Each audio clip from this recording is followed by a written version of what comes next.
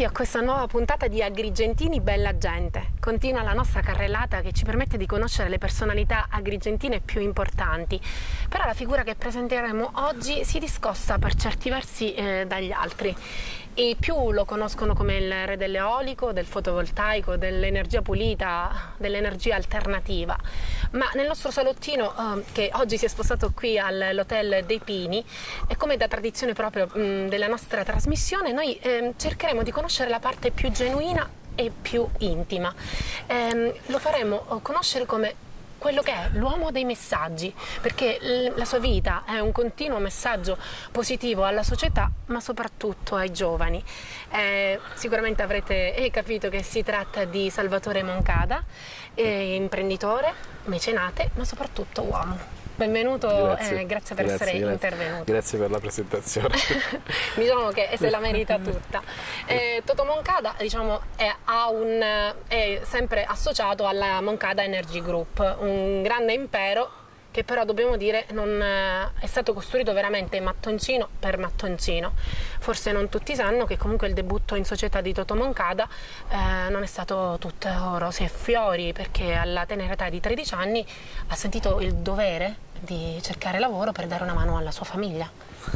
Sì, la mia famiglia è una famiglia, come dire, medio borghese, però il fatto di avere perso il mio genitore a 9 anni e mezzo mi ha portato ad avere una visione abbastanza autonoma della mia vita. Ecco. Quindi già da 12 anni e mezzo, 13 anni ho iniziato a lavorare. Mi sono è servito anche molto nella mia crescita come uomo, ecco, fondamentalmente.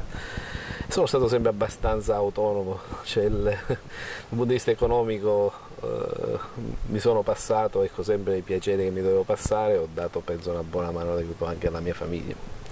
È stato bello, è una parte della mia vita che ricordo in maniera molto bella, molto particolare. Ovviamente quella parte ne ha cancellata un'altra, perché tutti i giovani da 13 anni a 20 anni, a 18 anni fanno altro.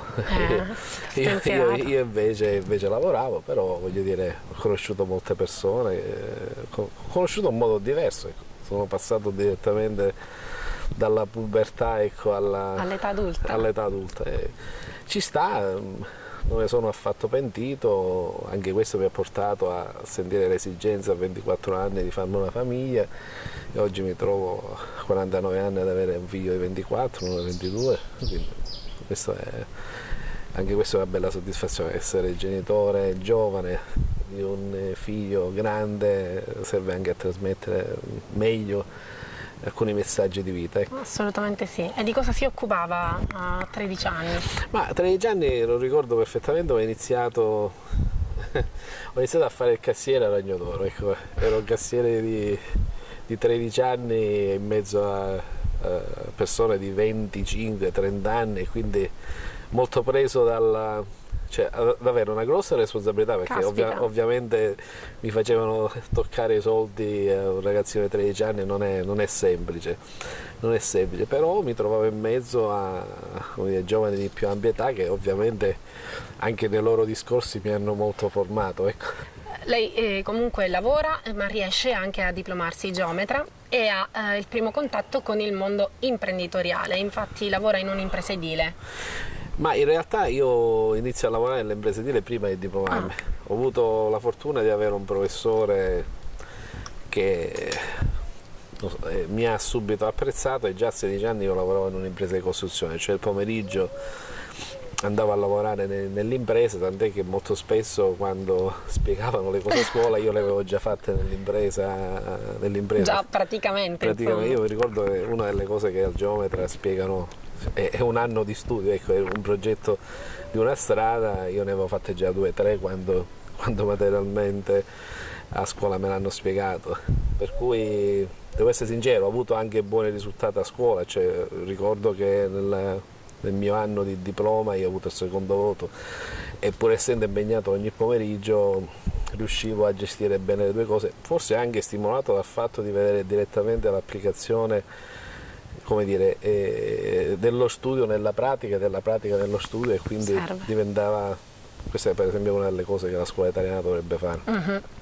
Però questo tipo di lavoro diciamo che le sta un po' stretto, nel senso che lei, il suo spirito imprenditoriale già lì comincia a fare, cioè vuole uscire insomma fuori, quindi lei escogita qualcosa che lo porta a farsi un bel suo gruzzoletto di soldi, ce lo può... perché Ma lei sa delle cose che io non so che gliene ha dette comunque. Vabbè, c'è qualcuno, un uccellino.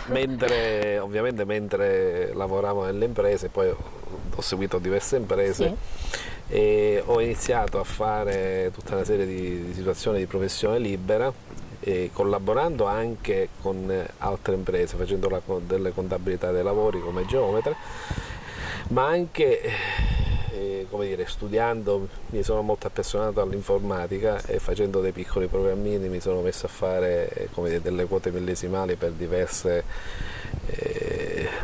applicazioni, per esempio tutto il consorzio ERPI di Monserrato l'ho fatto io e così via. Per cui come dire, assecondavo al lavoro, come dire, al lavoro di impresa il sabato e la domenica altri lavori che mi consentivano un pochettino di avere quella autonomia reddituale che poi mi avrebbe consentito di potermi sposare agevolmente. Questo era il mio obiettivo. Per cui ricordo benissimo un pomeriggio, perché c'è stato un periodo, anche le sanatorie, c'è stato un periodo in cui ho fatto molte sanatorie e c'era una zona della città dove andavo spesso come dire, a fare questo tipo di professione. A un certo punto un signore mi avvicina e mi dice: Benjamin, vedi che la vita è importante, te la devi godere, con i soldi non combini nulla, divertiti, non venire qua il sabato. Una persona anziana molto molto simpatica che mi ha fatto sorridere. In realtà, voglio dire, penso che nella vita ci voglia sia il desiderio di essere, come dire, di essere autonomo, ma anche di godersi la vita. Io, torno a ripetere, fino a 20 anni ho pensato più a seminare per il mio futuro. Oggi nonostante la pressione e la responsabilità di un'azienda di grossissima dimensione, ogni tanto qualche piccolo piacere me lo passo, ecco. Perché Totò Moncada non è solo lavoro, è anche famiglia, l'ha accennato più spesso, cioè lei si vede che è molto legato alla sua famiglia. Infatti Totò Moncada si sposa, ha dei bambini, l'ha già detto, però anche lì incontra, diciamo, delle piccole difficoltà, delle vicissitudini che... No, ovviamente, come dire, le storie di ogni famiglia sono cariche come dire, di cose positive e purtroppo alle volte anche di cose negative, e poi c'è chi poi ha la fortuna come me di averle, come dire, di averle passate in maniera indenne, altri purtroppo per certi motivi, però questo per certi motivi non dipende da noi, c'è un'autorità dall'alto che decide sulla nostra vita. Io avevo il mio secondogenito, a 3 anni gli viene diagnosticata una bruttissima malattia che poi mi porta ad allontanarmi per circa 2 anni dal mio lavoro, perché mi sono dedicato totalmente a mio figlio, che però poi riesce a superare bene questa cosa, anche se in quel periodo è stato un altro periodo della mia vita che, come dire, è servito a capire come andavano determinate cose, cioè vedere quanto è sottile il filo che, come dire, divide la vita dalla morte, fa molto spesso pensare e fa vivere in un modo diverso, cosa che io da quel momento in poi ho dato magari meno importanza, non come dire, ad accaparrare il denaro, anche se poi siamo cresciuti in maniera impressionante, ma come dire, a tentare di dare un messaggio positivo, perché vedere morire tantissimi bambini con una malattia bruttissima non è sicuramente una cosa molto bella, e ti segna nella vita. Io 2 anni vivere nei reparti d'ospedale e vedere bambini che morivano di leucemia non è sicuramente quello che voglio dire, però ti fa riflettere molto sulla vita e sul mistero della vita. A me veramente, io sono assolutamente impressionata dal fatto, da tutte le diciamo vicissitudini che lei ha dovuto comunque vivere, comunque affrontare nella sua vita, e come lei ha trasformato tutto questo come un trampolino, un di lancio, una corazza per veramente riuscire a vivere la vita pienamente nel migliore dei modi. Cioè è davvero impressionante, lei è veramente una persona ottimista, non lo so. No, io penso che proprio questa esperienza mi ha fatto, come dire, guardare alla vita come a un periodo transitorio, cioè non siamo eterni, per cui il fatto di poter pensare che tuo figlio ti possa lasciare, pensare tu di essere eterno è un grande errore, per cui da quel momento in poi ho iniziato a vivere la mia vita in un modo diverso, pensando che uno qui deve tentare, ecco, perché poi voglio dire, sembra opinabile la propria idea, tentare di fare, come dire, del meglio, poi il meglio mio non sarà mai il meglio di qualsiasi altro, o viceversa, tentare di fare del meglio, perché poi siamo di passaggio, quindi poi alla fine, voglio dire, le piante, ci sono piante secolari che restano lì, è bello che di noi resti qualcosa di positivo e non di negativo, ecco, questo è. Quello assolutamente. E quando è avvenuto quel eureka, ho trovato, cioè l'intuizione dell'eolico, come è arrivata? Ma dopo ovviamente l'esperienza di mio figlio, sono ritornato in azienda e ovviamente l'azienda era andata un po' indietro, ecco, sicuramente non era andata avanti. Mio figlio uscì da quella bruttissima esperienza, mi sembra attorno al 95, e già era il periodo di Tangentopoli, quindi non solo c'era il periodo, voglio dire, negativo del fatto che io mi ero allontanato dalla mia attività, ma c'era un particolare periodo che stava vivendo la nostra nazione, per cui continuammo a lavorare, ma da quel momento in poi iniziai a pensare ad andare. Ecco, da quel momento in poi mi incominciavano a schifare alcune cose che succedevano in Sicilia. Mi cominciava a schifare chi passava a chiederti il pizzo per il lavoro, mi cominciava a schifare chi condizionava il tuo modo, come dire, per aggiudicarti gli appalti e tutte queste genere di cose. Per cui da quel momento in poi iniziai a uscire fuori dalla Sicilia. Ci siamo aggiudicati un sacco di gare, dei lavori fuori dalla Sicilia, questa parte qui ovviamente ci ha formato perché abbiamo visto altri modi di pensare, siamo andati a lavorare in Africa, siamo andati a lavorare in Germania, quindi abbiamo avuto una certa, come dire, formazione anche diversa, però mi rendevo conto che il nostro era una nazione dove eravamo un'impresa di dimensione molto piccola e quindi nel tempo saremmo stati schiacciati. E allora iniziamo, ecco, a pensare a diversificare l'attività. Tutto nasce da un semplice colloquio, cioè io avevo un dipendente che era andato via e poi è ritornato, era stato in Enel e gli dicevo, sai, sono estremamente preoccupato per il futuro dell'azienda. Questo ragazzo si chiama Fabio Sanna, vive ancora dirigendo, voglio dire il suo nome perché lui ha parte di questo merito e gli deve essere riconosciuto. Ci sa, io mentre ero in Enel sentivo parlare di energia rinnovabile, penso che si sta spostando questo mondo. Da queste due semplici parole iniziai a navigare su internet. Cioè, è un'operazione rischiosissima questa. Sì, proprio. Iniziai a navigare su internet e iniziai a viaggiare anche con Fabio Sanna, subito andammo all'estero, andammo in Danimarca, in Inghilterra, in Olanda, ci rendemmo conto un pochettino di come stava andando quel mondo e non solo, e dell'approccio che avevano gli altri ad accoglierci e spiegarci le cose, cioè completamente diversa. Un giorno siamo usciti da una riunione, Fabio Sanna mi fa: Geometra, ma perché questi ci stanno spiegando così tanto? Per noi siciliani era assurdo che ci trovassimo 10 ingegneri di una grossa società a spiegarci come funzionava l'eolico, senza avere ovviamente nessun emolumento, nessun riconoscimento del loro discorso. E quindi già questo fu un'ulteriore formazione su come approcciarci a questo lavoro, e piano piano abbiamo iniziato a diversificare la nostra attività e credere molto a questo settore. Siamo arrivati tra i primi infatti da questo punto di vista, e sicuramente con grande rischio, perché in un'azienda che andava male nel comparto delle costruzioni e rodevamo risorse per investire dall'altro lato, ci siamo trovati un punto della nostra vita che Era un'incognita. era proprio un filo, cioè proprio un filo dal baratro, e poi invece è partito. E le si sono aperte le porte del mondo, sì, in sì, effetti, sì, perché sì, lei non opera solo qui in Sicilia. Assolutamente no, sarebbe tragico. Sarebbe tragico, ma non perché amo molto il mio territorio e avrei voluto creare molta più attività sul mio territorio. Purtroppo non ce l'hanno consentito. Ma non lo vedo neanche, come dire, molto negativo per me o per l'azienda. Purtroppo lo vedo negativo dal punto di vista occupazionale, la possibilità di sviluppo che avrebbero potuto avere persone nel lavorare all'interno dell'azienda.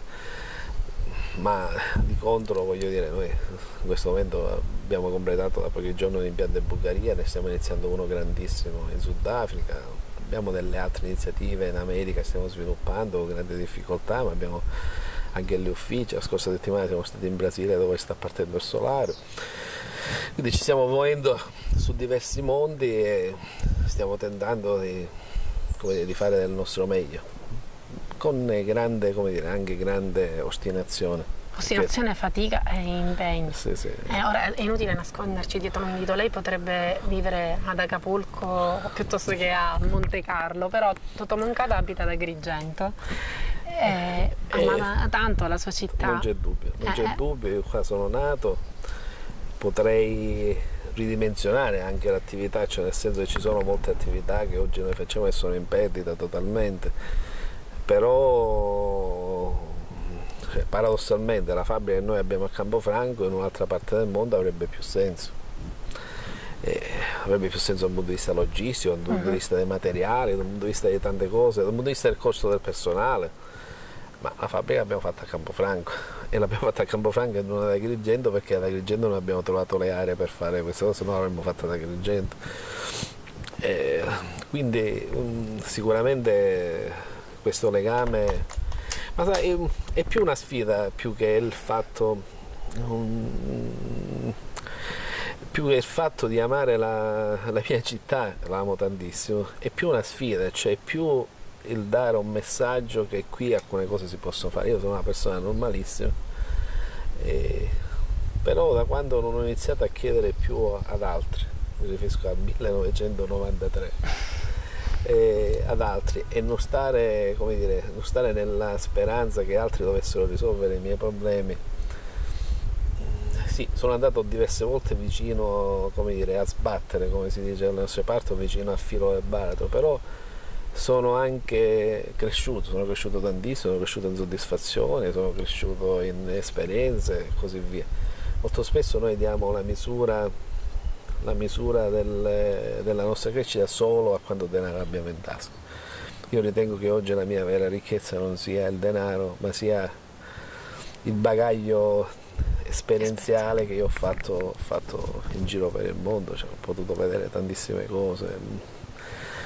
Io ogni tanto, quando qualcuno mi dice ma perché fai determinate cose, io dico vedi che non ho nulla da farmi perdonare, e molto spesso, come dire, ho già tante soddisfazioni che non avrei bisogno di altre, però mi piace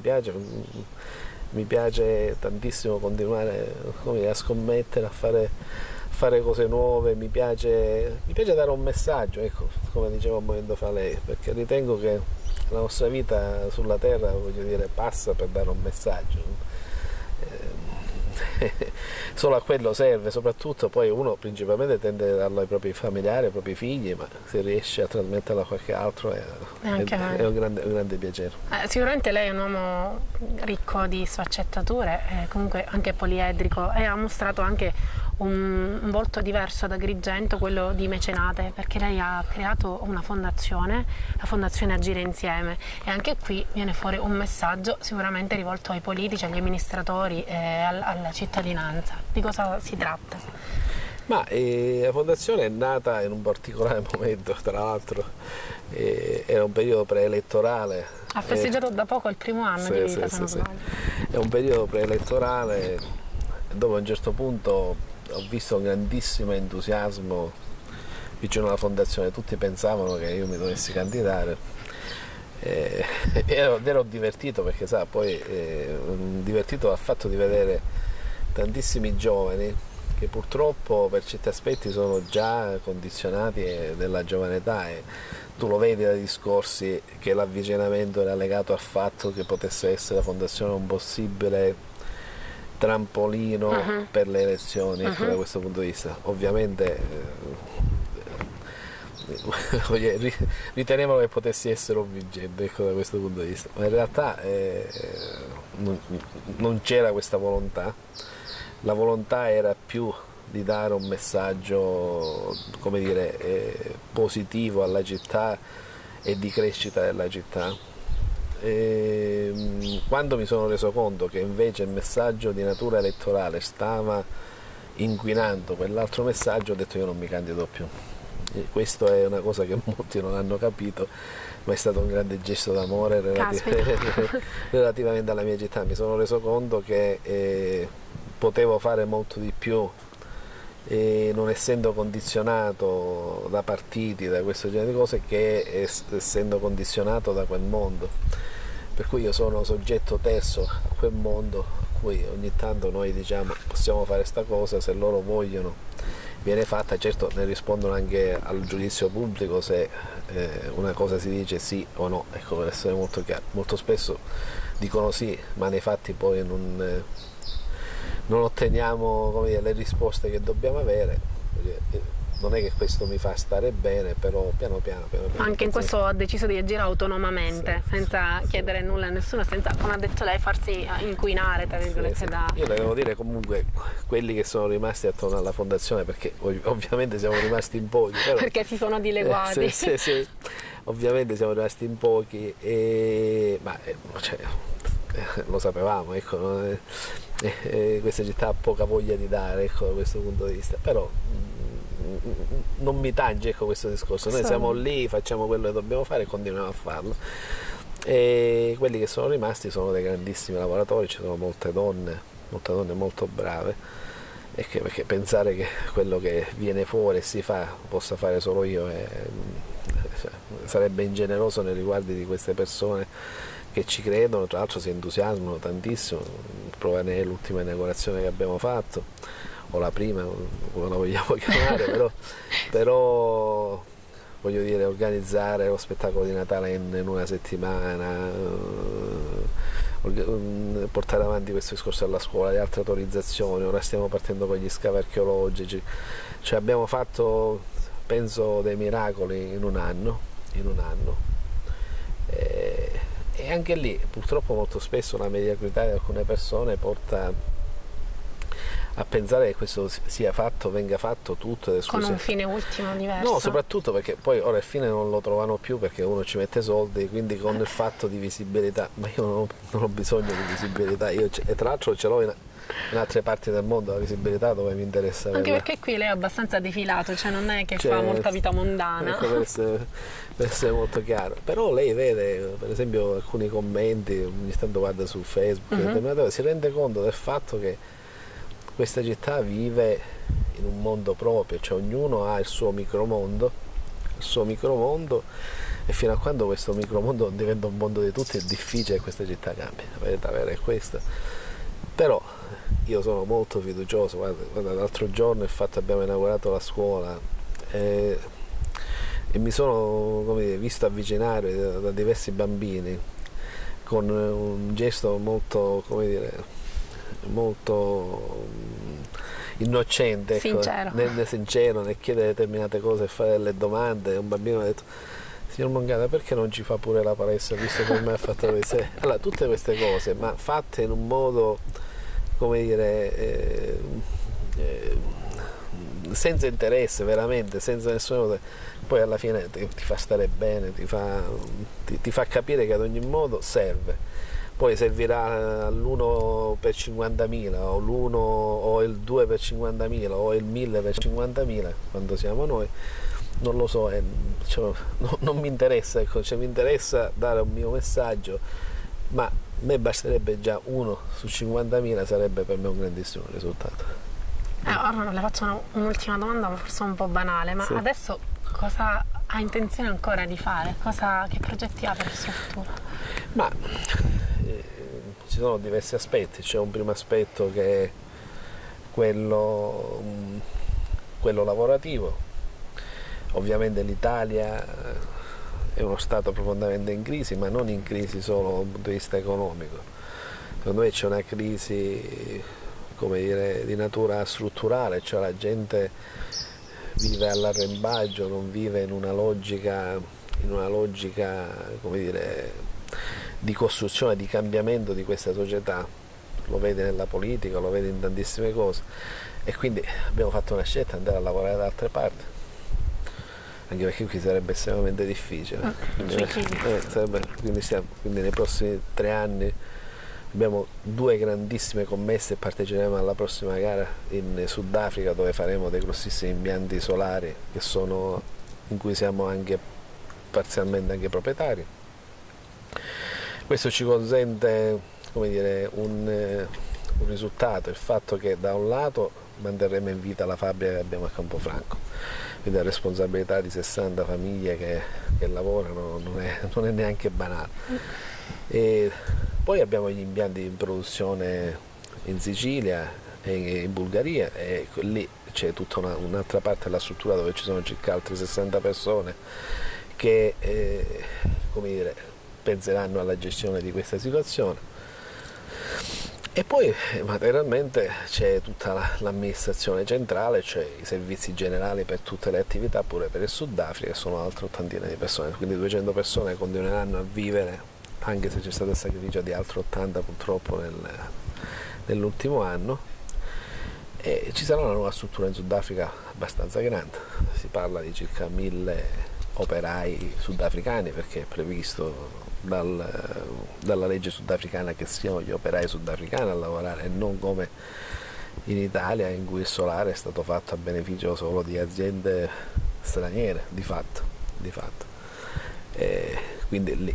Poi stiamo ovviamente guardando altri mercati, come dicevo un momento fa, il Brasile, l'America, dove siamo già presenti, e così via. Quindi per il lavoro onestamente non sono molto preoccupato, abbiamo anche attività di ricerca che stiamo portando avanti. E poi c'è ovviamente come dire, un inizio di percorso. Io non lascio mai percorsi iniziati a metà, c'è anche la fondazione su cui una bellissima idea sarebbe, non solo, sono 2 i fronti su cui noi stiamo puntando in modo molto particolare, a parte dare il messaggio che qui le cose si possono fare, ma stiamo parlando di centro storico e di area archeologica. Io ritengo che nei prossimi mesi daremo dei messaggi così forti da questo punto di vista che saranno, qualcuno probabilmente si fermerà a dire ma effettivamente forse è meglio guardare da questo punto di vista. Speriamo che non lo facciano come hanno fatto sull'energia, cioè nel senso che quando hanno visto che stavamo crescendo troppo, che uno ha detto fermiamolo un pochettino perché questo sta crescendo, dà un messaggio sbagliato di crescita autonoma, e qui ovviamente i messaggi che si vogliono dare: si cresce solo se sei alla corte di qualcuno. Ma questo succede non solo nella politica, succede anche nelle imprese. Il Confindustria è abbastanza notorio, quello che noi, le nostre lotte con Confindustria e così via. Per cui questi sono i fronti su cui lavoreremo. Certo, questo mi porterà, come dire, il fatto di andare molto di più fuori mi porterà a essere al 50% del tempo nella mia città. Abbiamo un ufficio a Milano, quindi spesso ci vado pure, al 50% nella mia città e al 50% in altre parti del mondo. Però, torno a ripetere, io penso che sia normalissimo, lo scrivevo pure stamattina in un messaggio di Facebook, penso che sia normalissimo pensare che il lavoro non sia più solo ad Agrigento, ma che Agrigento o San Francisco o Cape Town siano le basi dove uno vive e poi uno pensa al lavoro in un mondo globalizzato. Anche in questo noi siamo molto, come dire, molto striminziti come mentalità. Certo, a me oggi viene più facile rispetto a un giovane, ma se uno si abita a questo tipo di mentalità probabilmente riesce a superare meglio questo periodo di crisi. E sono fiero del fatto che i miei figli, l'altro giorno mio figlio è grande, è venuto a dire: papà, io voglio lavorare. Ha trasmesso anche sì. questa passione. Voglio lavorare, ho detto, guarda, io l'unico posto dove poter lavorare è il Sudafrica, se ci vuoi andare è lì. E lui già si sta preparando per partire per andare in Sudafrica. L'altro figlio che studia a Milano mi dice, sai papà, io vorrei finire i 2 anni di università in America. E allora, certo, voglio dire, vorrei stare 2 anni a San Francisco. Ho detto, ok, quindi il fatto di dare questo messaggio e non il fatto papà devi stare qua vicino a me, non devi fare nulla, tu non devi lavorare, perché molto spesso questo è stato il messaggio, questo è stato il messaggio dei genitori agrigentini, cioè il fatto dell'impiego pubblico, il fatto di stare dietro al politico, solo quello. Cioè, voglio dire, noi qua abbiamo assessori che fanno le spese ai capi dell'amministrazione, la spesa e sono assessori, cioè, questo è il livello medio della politica ormai agrigentina. Io spero che si pensi alla politica come un gesto nobile e non come un lavoro. Questo so che è un'utopia, almeno in questo momento, almeno in questo momento, però penso che questo dovrebbe essere, e uno invece deve lavorare come dire, e vivere di altro, tentare di trovare soluzioni in altro, che io tra l'altro ritengo che il nostro territorio abbia delle possibilità. Allora, lei ci crede, Sì. è arrivato dove è arrivato, ha lanciato i suoi bei messaggi, ragionando con un po' di impegno e con veramente utilizzando il cervello e rischiando anche. Senza rischio non si è impresa, ecco, non si può fare impresa. Assolutamente, avendo anche come base veramente dei valori grandi come i suoi, sicuramente si può arrivare davvero lontano. Io la ringrazio per questa chiacchierata e a voi vi rimando alla prossima puntata di Agrigentini Bella Gente. Grazie.